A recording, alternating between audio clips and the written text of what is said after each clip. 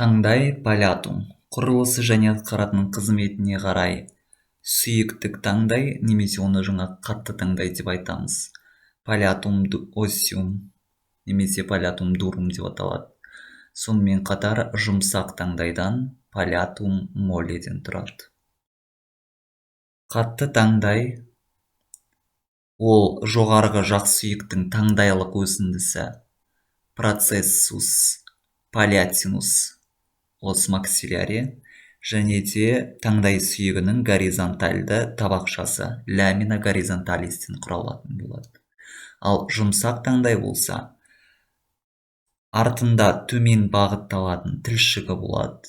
Ауыз қуысты ашсаңыздар, осы тілшік көрініп тұрады. Увуля.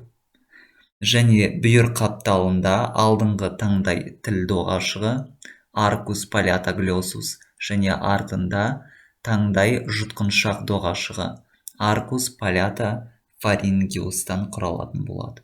Осы аралықта бізде таңдай бадамшалары орналасатын, шұңқыршалар орналасатын негізінен.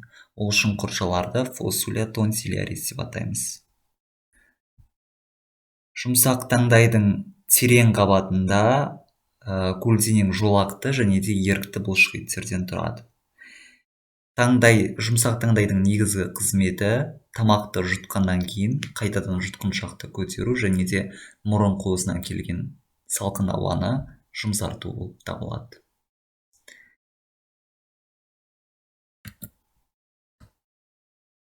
Тіл. Глосса немесе латынша лингва. Бұлшық етті мүше болып табылады. Ауыз қуысының төменгі қабырғасына жақын тілі асты безі, яғни мынаның астында, мінекей мына жерлерде тілі асты безі орналасатын болады. Гландуля сублингвалис. Және де төменгі жақ тіл асты бұлшық еті мускулюс милехиаидустың үстінде орналасады. Тіл ауыз қуысына сілекей бөледі, яғни секрет.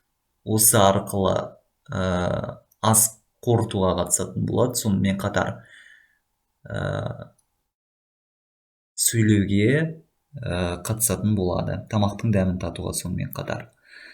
Тілдің құрылысына келетін болсақ, оның ұшын ажыратамыз, апекс лингва, денесін ажыратамыз, корпус лингва және түбін ажыратамыз. Радикс лингва.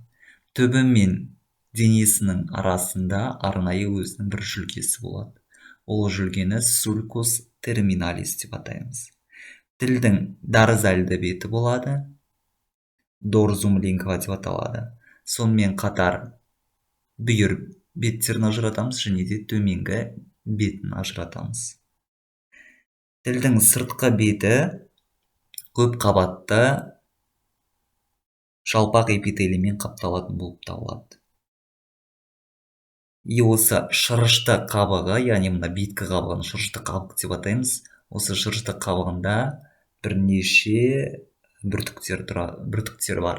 Ол бүртіктерді біз тек гистологиялық көрінісінде ғана, немесе яғни бірнеше есе үлкейткенде ғана көре аламыз. Мінекей мынандай. Мынау бөлік бұл мына тілдің бір кесіндісін өте үлкейткен болып табылады. Осы кезде көріп тұрғандарыңыздай біз бірнеше бүртіктерді көреміз. Соның ішінде бірінші бүртік бұл тілдің жіп тәрізді және де конус тәрізді бүртіктері. Мінекей мына конус тәрізді бүртік. Мыналар жіп тәрізді бүртіктер. Папилля филиформис, папилля коника. Тілдің бүкіл дорзальды бетін жауып орналасатын болады. Тілдің ұшынан мына арқалшығына дейін, яғни түбіріне дейін созылып жататын осындай бүртікшелер болады. Бүртіктердің негізі қызметі жалпы сезімді, яғни жанасуды, сипап сезуді, ыстық, суықты, ауырсынуды сезу болып табылады. Келесі саңырауқұлақ тәрізді бүртіктер, мыналар папилля фунгиформис деп аталады.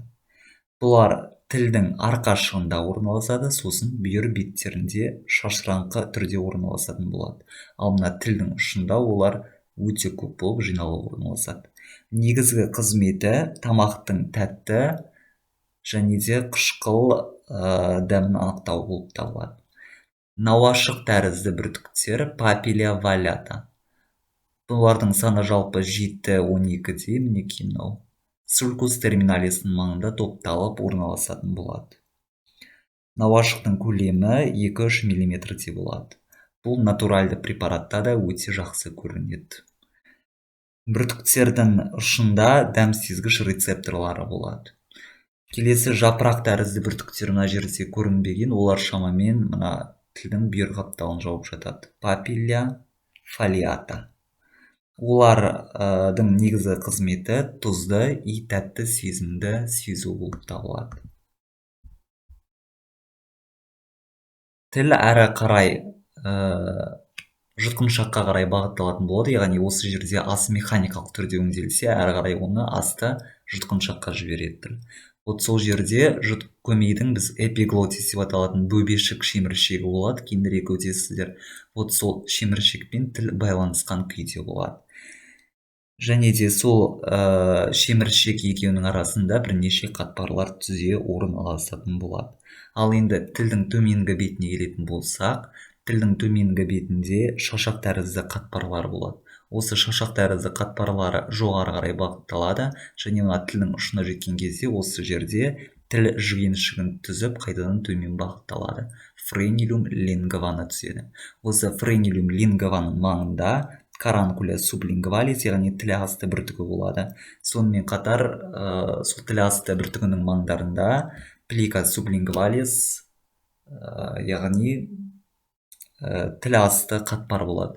Осы қатпарлардан, яғни түтіктерден тіл асты безінен глиандуля сублингвалистен бөлініп шыққан сілекей ауыз қуысына ашылатын болады.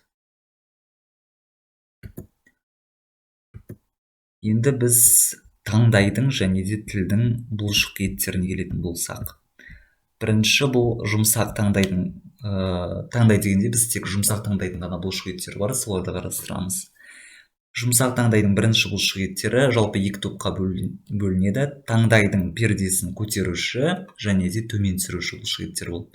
Бірінші көтеруші бұлшық еттер, бұлар мускулюс леватор вели палятини деп аталады. Егер де мектепте естеріңізде болса, ортаңғы құлақтан бізде евстахий түтігі деген ашылатын болады. Сол евстахий түтігінің сыртқы шеміршекті бөлігінің сыртқы тесігі осиум тубе аудитиве осыдан бастау алады бұл бұлшық ет, және де мынау таңдайдың фиброзда қабығына келіп аяқталатын болады. Келесі бұлшық ет, бұл таңдай пердесін көтеруші бұлшық ет.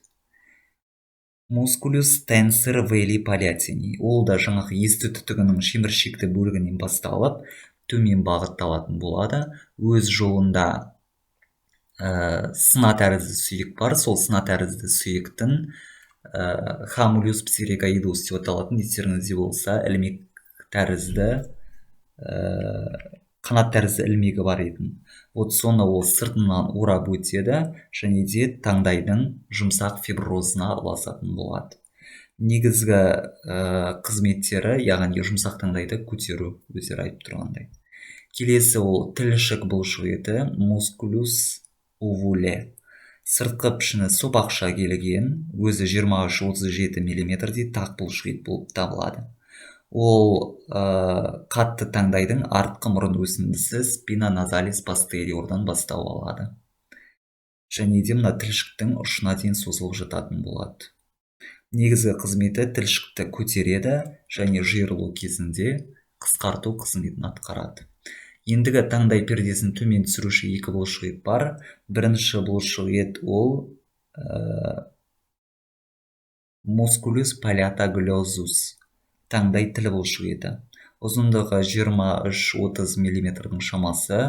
Таңдай тіл доғашығы, яғни аркус палятоглозус терең қабатында орналасатын болады. Осы жерден бастау алады, төмен қарай, яғни ала қарай бағытталып, тіл түбінің маңына барған кезде тілдің көлденең бұлшықеті болады, өзінің тілдің ішкі жағында. Қазір тілдікін де қарастырамыз. Сол тіл тілдің көлденең бұлшықетіне жалғасып кететін болады. Таңдай жұтқыншақ бұлшықеті бұл таңдай жұтқыншақ доғасының терең қабатында орналасқан бұлшықет болып табылады. Ұзындығы бас сүйектің сыртқы пішініне байланысты негізінен өзгермелі болып келеді. Сол үшін де біз мускулюс палеатоглиозус сияқты бұның нақты мөлшерін айта алмаймыз. Жұмсақ таңдайдың фиброзы табақшасынан басталады және де жұтқыншақтың бойлық бұлшықет қабатын құрауға қатысатын болады. Сонымен қатар енді жұмсақ таңдайдың осы жерде айта кетуіміз керек, мына шырышты қабаты болады. Осы шырышты қабатында біз бірнеше қатпарларды ажыратамыз. Плика палеатина трансверза деп аталады. Осы плика палеатина трансверза әрі қарай мынау кешіріңіздер, денс инцизивустың маңында плика инцизива деп аталатын бүртік түсетін болады. Сонымен қатар мына таңдайдың шырышты қабатында көптеген майда сілекей бездері орналасатын болады. Келесі бұл тіл бұлшықеттері. Тілдің өзінің бұлшықеттері негізінен ерікті бұлшықеттер болып табылады, яғни көлденең жолақты бұлшықеттер. Топографиялық орналасуына қарай скелеттік и меншікті бұлшықеттер деп екіге бөлінеді. Бірінші скелеттік бұлшықеттері мускулюс стелиоглезус, біз тіл асты бұлшықеті. Бұл самай сүйектің біз тәрізді өсіндісінен бастау алады және алға қарай бағытталады.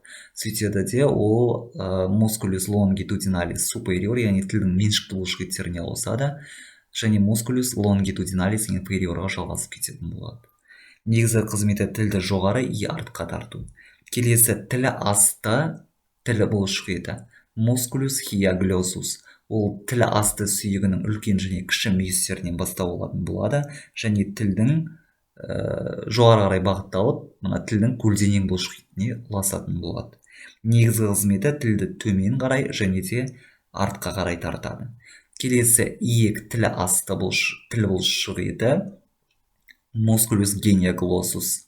Ол спина менталис, яғни иектік қылқаннан бастау алатын болады, артқа және жоғары қарай бағытталады және тілдің меншікті вертикальды бұлшықеттеріне жалғасады. Негізгі қызметі тілді төмен и алға қарай тарту. Мына фотографияда тілдің меншікті бұлшықеттері көрсетілген.